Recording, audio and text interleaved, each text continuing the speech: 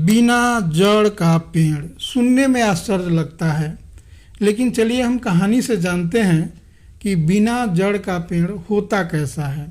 इस रहस्य से पर्दा उठाते हैं। चलिए हम कहानी पढ़ते हैं। बिना जड़ का पेड़। राजा के दरबार में एक व्यापारी संदूक के साथ पहुंचा। संदूक मतलब बक्सा के साथ पहुंचा। उसने गर्व से कहा, महाराज, मैं व्यापारी हूँ और बिना बीज एवं पानी के पेड़ उगाता हूँ। आपके लिए मैं एक अद्भुत उपहार लाया हूँ। आपके दरबार में एक से एक ज्ञानी ध्यानी है, इसलिए पहले मुझे कोई यह बताए कि इस संदूक में क्या है।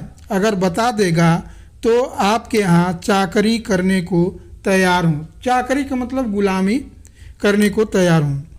सभासद पंडितों, पुरोहितों और ज्योतिषों की ओर देखने लगे, लेकिन उन लोगों ने सिर झुका लिए। सभा में गोनू झा भी उपस्थित थे। उन्हें उसकी चुनौती स्वीकार करना आवश्यक लगा, अन्यथा दरबार की जगहसाई होती।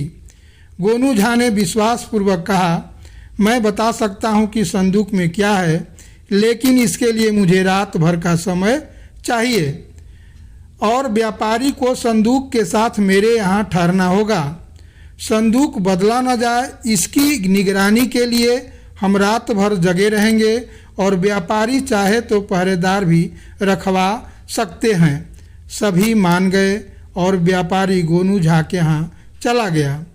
रात भर गोनू झा संदूक की रखवाली करते रहे। रात काटनी थी, इसलिए किस्सा कहानी भी चलती रही। बातचीत के क्रम में गोनू झा ने कहा, भाई, कुछ दिन पूर्व मुझे एक व्यापारी मिला था। उसने भी यही कहा था कि बिना बीज पानी के पेड़ उगाता हूँ।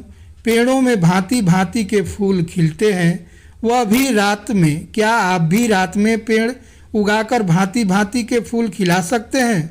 उसने अहंकार से कहा, क्यों नहीं। अहंकार का मतलब घमंड से कहा, क्यों नहीं।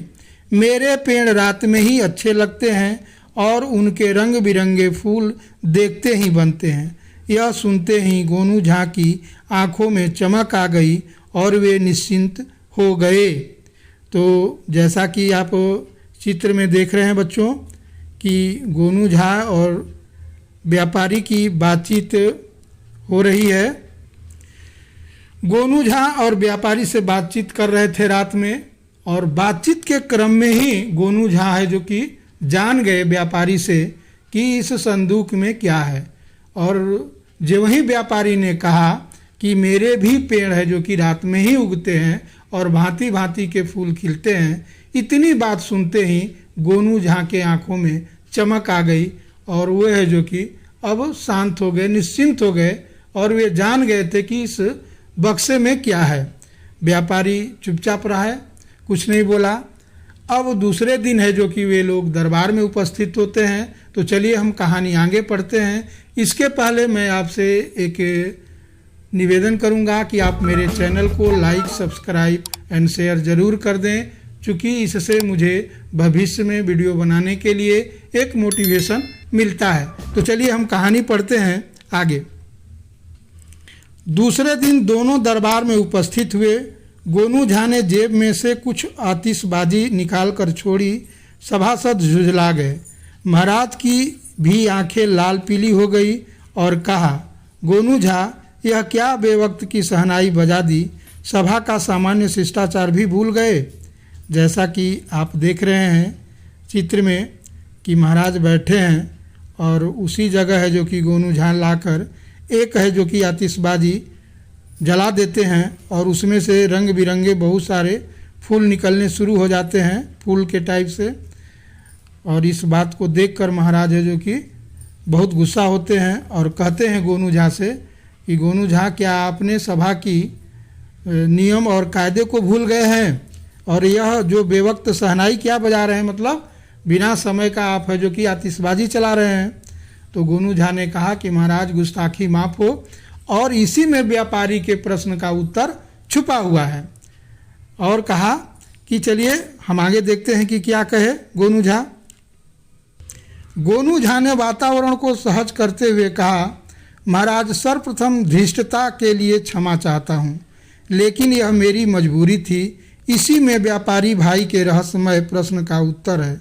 इसमें ही बिना जड़ के भांति भांति के रंगों के फूल खिलते हैं।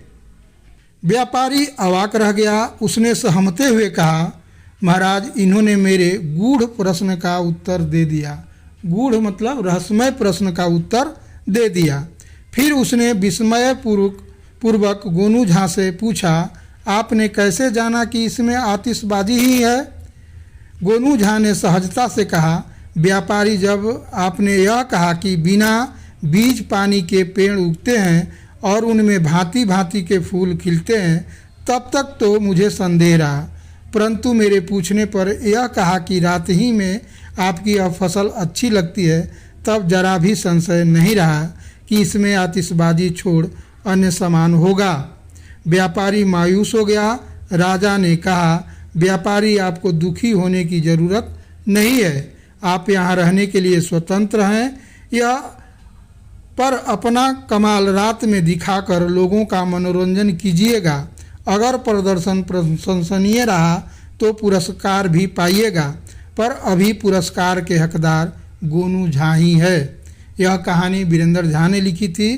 तो बच्चों, राजा ने अंतिम निर्णय दिया व्यापारी को कि व्यापारी आप घबराएं या दुखी न हो, मेरे यहाँ आप रहने के लिए स्वतंत्र हैं, लेकिन आप कीजिएगा क्या कि अपना कमाल माने अपना जो खेला दिखाते हैं वह रात में है, जो कि हमारे लोगों को दिखाकर उनका मनोरंजन कीजिएगा। अगर प्रदर्शन प्रशंसनीय रहा, उन्हें पसंद आया, तो आपको है जो कि पुरस्कार भी दिया जाएगा। और जो अभी पुरस्कार के हकदार हैं तो गोनू झा ही हैं। तो बच्चों, इस तरह है जो कि यह कहानी यहीं समाप्त होती है। अगले पाठ के लिए, तब तक के लिए धन्यवाद।